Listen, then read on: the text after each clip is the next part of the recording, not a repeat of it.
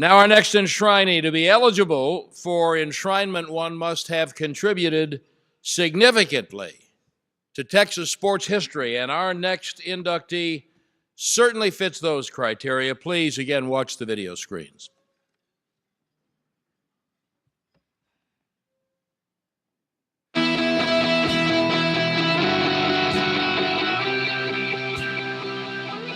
When it comes time to list the greatest kickers in Texas football history, Tony Franklin's name is always at the top of the list. The first Texas A&M kicker to receive a full scholarship, Franklin set the NCAA record with a 65-yard field goal in 1976.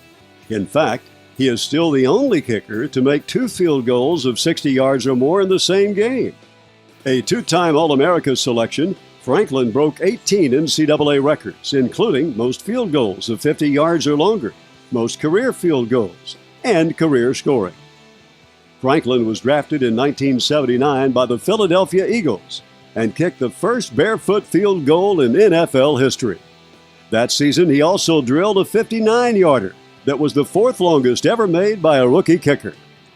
In 1986, he was traded to the New England Patriots and led the NFL with 32 field goals and 140 points. Franklin was selected to the 1986 Pro Bowl and played in Super Bowls 15 and 20. He finished his 10-year NFL career with the Miami Dolphins and remains the NFL's all-time barefoot scoring leader with 872 points.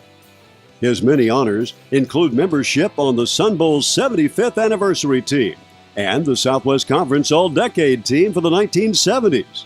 Tonight, Tony Franklin scores again, this time as a member of the Texas Sports Hall of Fame.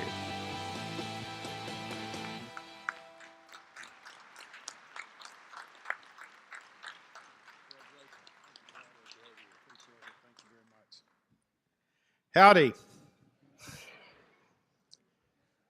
You know I had to say it. I'm sorry. It's just the way it is. First off, I'd like to thank the members of the Texas Sports Hall of Fame for allowing me to join this illustrious hall. My congratulations to my fellow dignitaries. First off, I'd like to thank my Lord and Savior, Jesus Christ, for coming down and forgiving me of my sins and allowing me to be born in the great state of Texas. That truly is a blessing.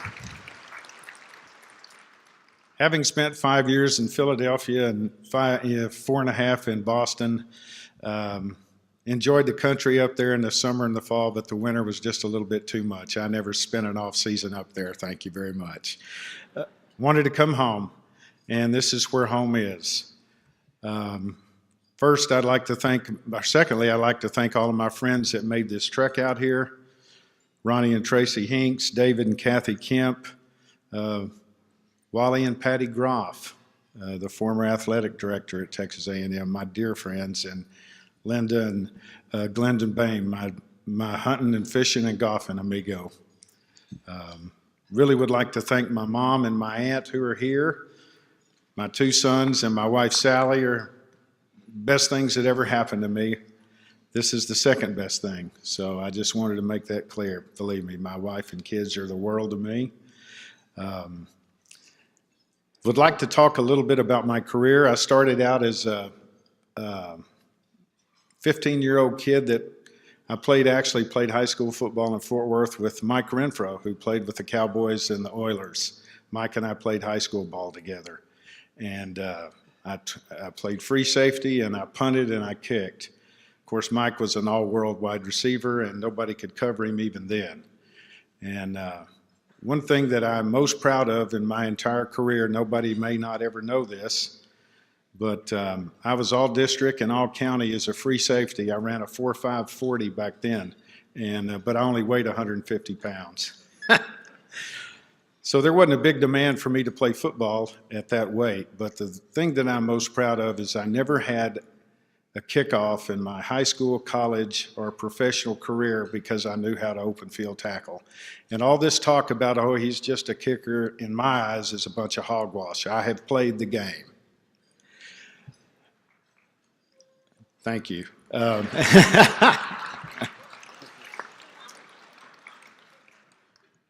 I was very blessed to have the opportunity to play for four really great coaches. Two are just absolutely irreplaceable. First was the late, great Emory Bellard, who is a member of the Texas Sports Hall of Fame. As I stated earlier in the press conference, he came down. Melvin Robertson was our defensive coordinator, and he came down and offered me a partial scholarship to A&M. And I said, no, Coach, I can't go. I said, I've got other scholarship offers that are wanting me on a full ride. So Emory himself came down 2 weeks later and offered me a full scholarship. I didn't even visit the campus. I said, where do I sign? That's how much I thought of him. And the other one was the great Raymond Berry, who, as everybody knows, was from Paris, Texas. He was my coach in New England and my coach when we played in Super Bowl 20. I played in Super Bowl 15 with Dick Vermeil, and I ended my career with Don Shula. So I've had four really good coaches in my career. In closing, I'm trying to keep this as brief as possible. None of this would be possible for me if I didn't have the family backing that I've had growing up. I always had a strong work ethic, and I always wanted to compete. I always believed that size shouldn't be the measure of a man. It's what's inside of him that matters. And I never liked to lose at tiddlywinks. My oldest son, we used to play Candyland when he was 4 years old, and I would stack the deck on him, drawing the cards where he couldn't win.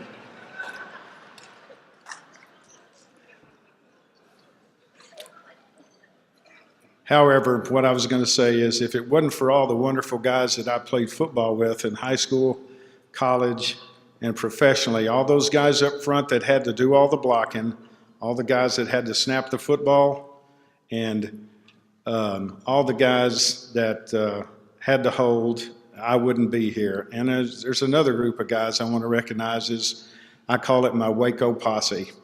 Bland Cromwell, Cooper, the great Denny Freeman, all the guys at the Hall of Fame who I have been blessed to get to know that had a lot to do with me being in here.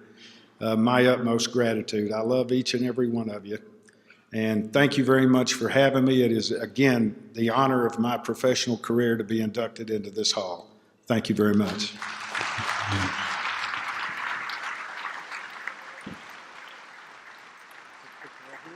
This is yours.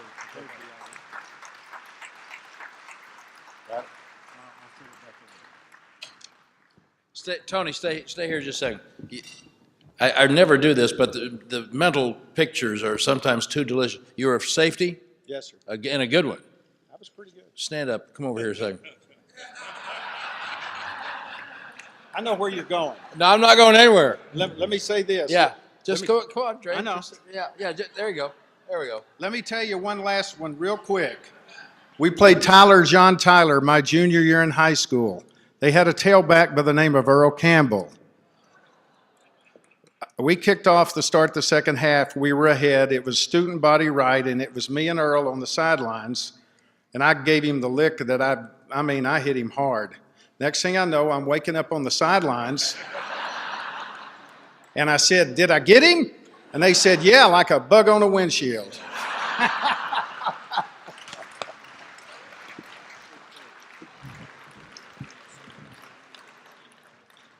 See, I just knew, I've been around football players long enough to know that I just knew that when Tony was telling that story, Andre was saying that I didn't get any safeties that looked like you when I played.